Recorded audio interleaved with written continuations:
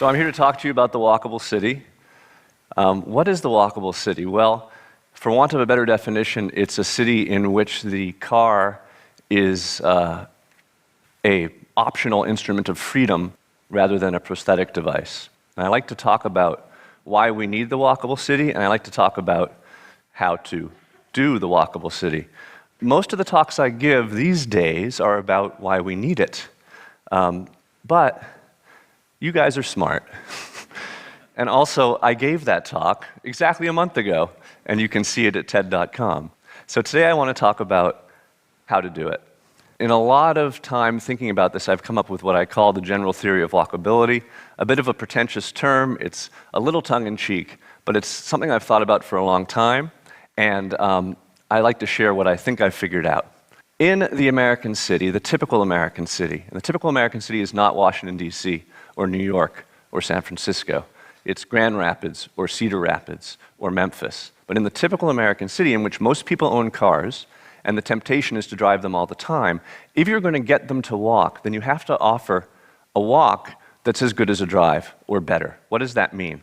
It means that you need to offer 4 things simultaneously. There needs to be a proper reason to walk. The walk has to be safe and feel safe. The walk has to be comfortable. And the walk has to be interesting. You need to do all 4 of these things simultaneously, and that is the structure of my talk today, is to take you through each of those. The reason to walk is a story I learned from my mentors, Andres Duany and Elizabeth Plater-Zyberk, the founders of the New Urbanism movement. And I should say half the slides and half of my talk today I learned from them.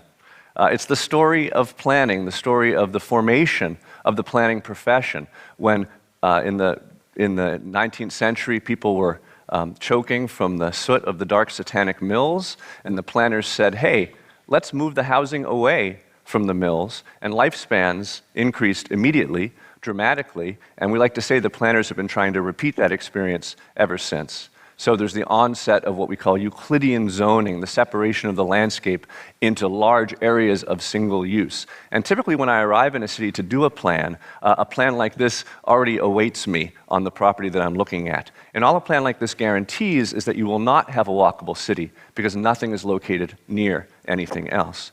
The alternative, of course, is our most walkable city. And I like to say, you know, this is a Rothko and this is a Syrah. It's just a different way. He was the pointillist, right? It's a different way of making places. And even this map of Manhattan is a bit misleading because the red color is uses that are mixed vertically.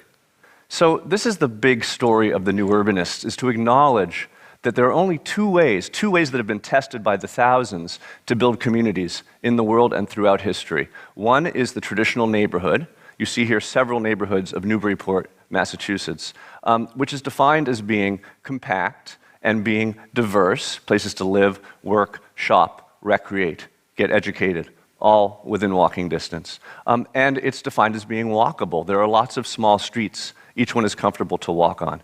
And we contrast that to the other way, an invention that happened after the Second World War, suburban sprawl, clearly not compact, clearly not diverse, and it's not walkable because so few of the streets connect that those streets that do connect become overburdened and you wouldn't let your kid out on them. And I want to thank Alex McLean, the aerial photographer, for many of these beautiful pictures that I'm showing you today. So it's fun to break sprawl down into its constituent parts. It's so easy to understand. The places where you only live, the places where you only work, the places where you only shop, and our supersized public institutions, schools get bigger and bigger and therefore further and further from each other. And the ratio of the size of the parking lot of this school to the size of the school tells you all you need to know about this school, which is that no child has ever walked to this school, no child will ever walk to this school. The seniors and juniors are driving the freshmen and the sophomores, and of course we have the crash statistics to prove it. And then the supersizing of our other civic institutions like playing fields, and it's wonderful that Weston in the Fort Lauderdale area has 8 soccer fields and 8 baseball diamonds and 20 tennis courts. But look at the road that takes you to that location, and would you let your child bike on it? And this is why we have the soccer mom now. When I was young, I had 1 soccer field and 1 baseball diamond and 1 tennis court, but I could walk to it because it was in my neighborhood. And then the final part of sprawl that everyone forgot to count, which is if you're going to separate everything from everything else and reconnect it only with automotive infrastructure, then this is what your landscape begins to to look like. So the main message here is that if you want to have a walkable city, you can't start with the sprawl model. You need the bones of an urban model. This is the outcome of that form of design, as is this. And this is something that a lot of Americans want. But we have to understand it's a two-part American dream. If you're dreaming for this, then you're also going to be dreaming of this. Often to absurd extremes, when we build our landscape to accommodate cars first. And then the experience of being in these places, this is not Photoshop. Walter Kulash took this slide. It's in Panama City. This is a real place. And being a driver can be a bit of a nuisance, and being a pedestrian can be a bit of a nuisance in these places. This is a slide that epidemiologists have been showing for some time now. And the fact that we have a society where you drive to the parking lot to take the escalator to the treadmill shows that we're doing something wrong. But we know how to do it better. So here are the two models contrasted, and I show this slide, which has been a formative document of the new urbanism now for almost 30 years, to show that sprawl and the traditional neighborhood contain the same things. It's just how big are they, and how close are they to each other, and how are they interspersed together, and do you have a street network rather than a cul-de-sac collector system of streets. So when we look at a downtown area, at a place that has a hope of being walkable, and mostly that's our downtowns in America's cities and towns and villages, we look at them and we say, we want the proper balance of uses. So what is missing or underrepresented? And again, in the typical American cities in which most Americans live, it is housing that is lacking. The jobs to housing balance is off. And you find that when you bring housing back, these other things start to come back too. And housing is usually first among those things. And of course, finally, the thing that shows up last and eventually is the schools, because the people have to move in. The young pioneers have to move in, get older, have kids, and fight. And then the schools get pretty good eventually. The other part of this part, the useful city part, is transit. And you can have a perfectly walkable neighborhood without it, but perfectly walkable cities require transit. Because if you don't have access to the whole city as a pedestrian, then you get a car. And if you get a car, the city begins to reshape itself around your needs, and the streets get wider, and the parking lots get bigger, and you no longer have a walkable city. So transit is essential. But every transit experience, every transit trip begins or ends as a walk. And so we have to remember to build walkability around our transit stations. Next category, the biggest one, is the safe walk. It's what most walkability experts talk about. It is essential, but alone not enough to get people to walk. And there are so many moving parts that add up to a walkable city. The first is block size. This is Portland, Oregon, famously 200-foot blocks, famously walkable. This is Salt Lake City, famously 600-foot blocks, famously unwalkable. And if you look at the two, it's almost like two different planets, but these places were both built by humans. And in fact, the story is that when you have a 200-foot block city, you can have a 2-lane city, or a 2 to 4-lane city. And a 600-foot block city is a 6-lane city, and that's a problem. These are the crash statistics. When you double the block size, this was a study of 24 California cities, when you double the block size, you almost quadruple the number of fatal accidents on non-highway streets. So how many lanes do we have? This is where I'm going to tell you what I tell every audience I meet, which is to remind you about induced demand. And induced demand applies both to highways and to city streets. And what induced demand tells us is that when we widen the streets to accept the congestion that we're anticipating, or the additional trips that we're anticipating, in congested systems, it is principally that congestion that is constraining demand. And so that the widening comes, and there are all these latent trips that are ready to happen. People move further from work, and they make other choices about when they commute, and those lanes fill up very quickly with traffic. So we widen the street again, and they fill up again. And we've learned that in congested systems, we cannot satisfy the automobile. This is from Newsweek magazine, hardly an esoteric publication. Today's engineers acknowledge that building new roads usually makes traffic worse.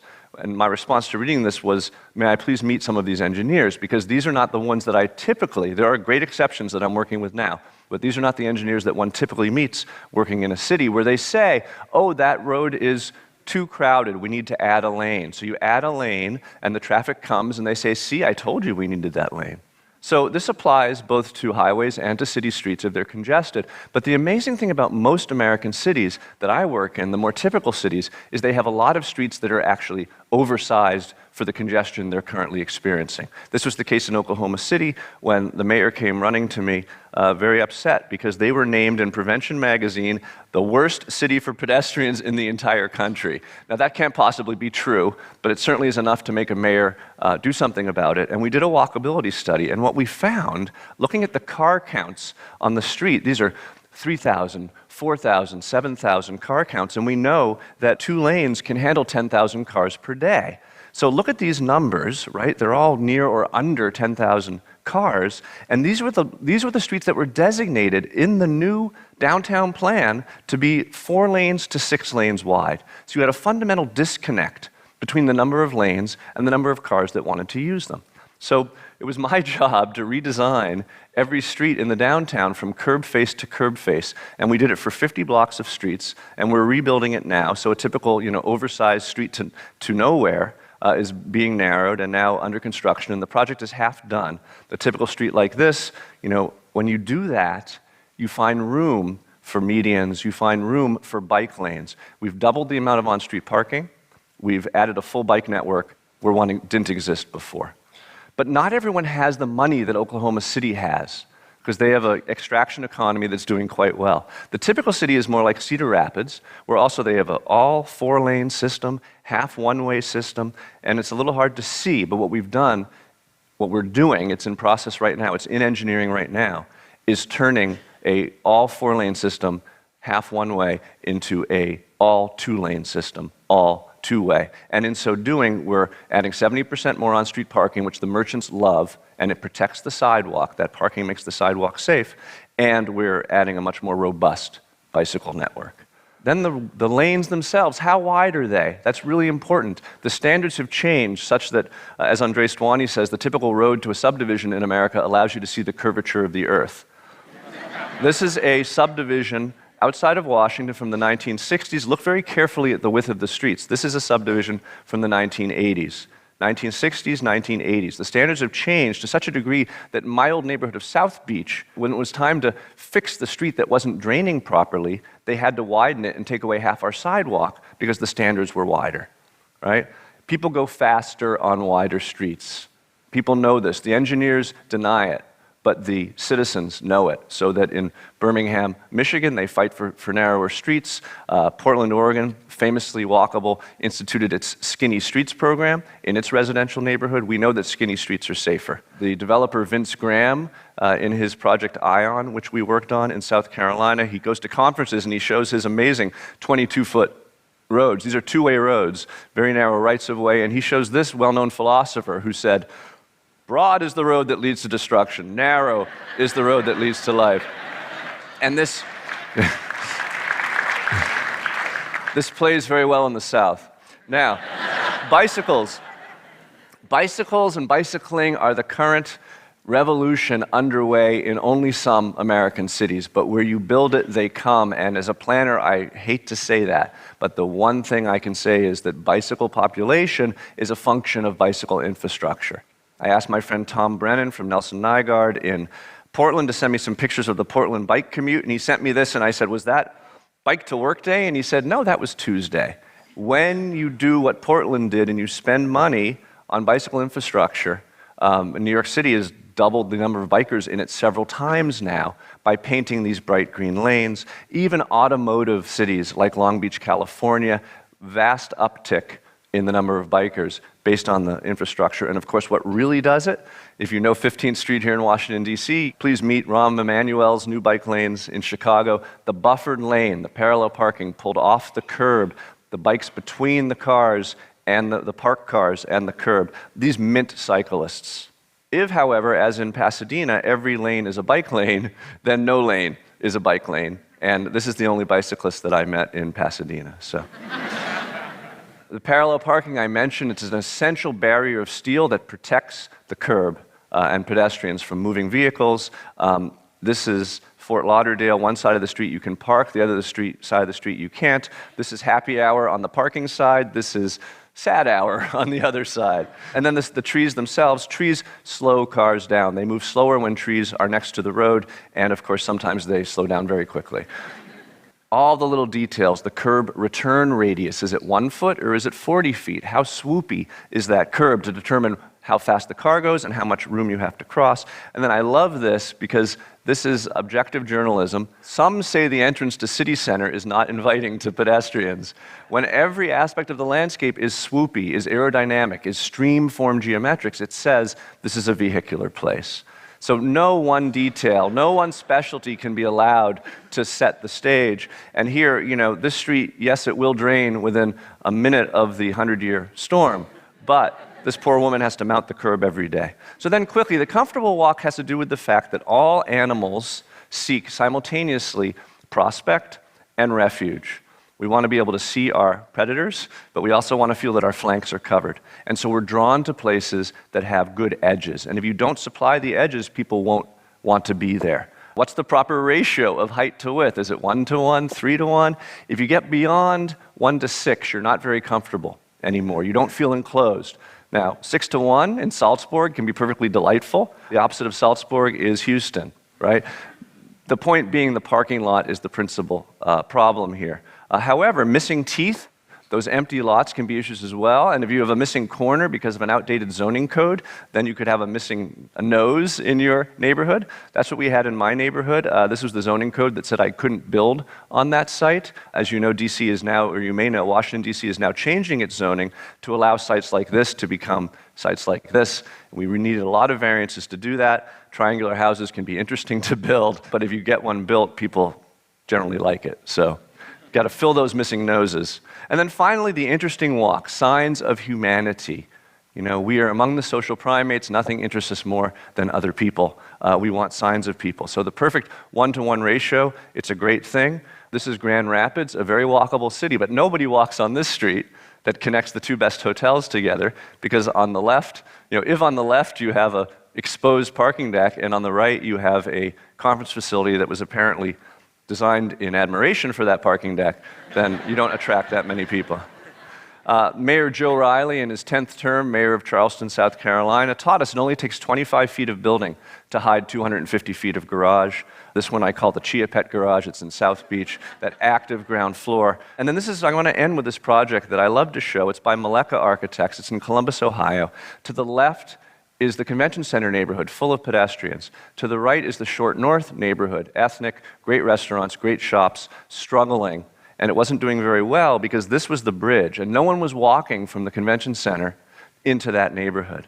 Well, when they rebuilt the highway, they added an extra 80 feet to the bridge. They rebuilt the bridge over the highway. The city paid $1.9 million. They gave the site to a developer. The developer built this, and now the Short North has come back to life. And everyone says, the newspapers, not the planning magazines, the newspapers say it's because of that bridge. So that's it. That's the general theory of walkability. Think about your own cities. Think about how you can apply it.